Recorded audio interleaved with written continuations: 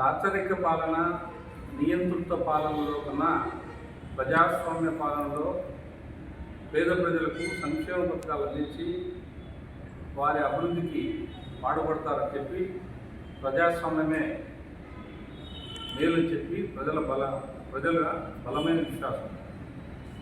అటువంటి విశ్వాసంలో దేశంలో ప్రపంచంలో కల్లా పేదరికంగా ఉన్న దేశం భారతదేశం కూడా ఉంది. అయితే ఈ భారతదేశంలో దాదాపు 25 కోట్ల మంది ప్రజలు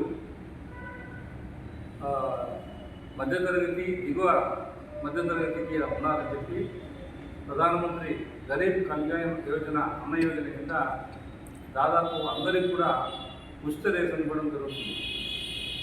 సో ఈ విధంగా ఒక పరిస్థితి ఉంటే, మరొక వైపు మన దేశంలో అత్యున్నత చట్టసభ అయిన పార్లమెంటుకు 2019లో 2009లో 315 మంది కోటీశ్వరులు వచ్చారు. అలాగే 2014లో 443 మంది కోటీశ్వరులు వచ్చారు. 2019లో 475 మంది, అలాగే 2024లో 504 మంది. అదే మన పార్లమెంట్లో ఉన్న సంఖ్య 543 మంది అయితే, సో ఈ విధంగా ప్రతి సంవత్సరము కోటీశ్వరులు పెరుగుతూ ఉన్నారంటే, దీంట్లో ఈ చట్టసభలకు పోయే వాళ్ళలో కూడా దాదాపు 50% మంది criminal nature ఉండేవాళ్ళే, criminal record ఉండేవాళ్ళే.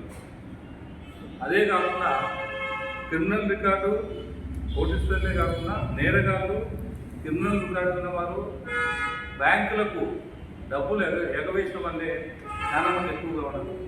So ఇటువంటి పరిస్థితుల్లో భారతదేశంలోని పేదలకు ఏ విధంగా ప్రజాస్వామ్య ఫలాలు అందుతాయనేది మనం అందరం గమనించాల్సిన అవసరం.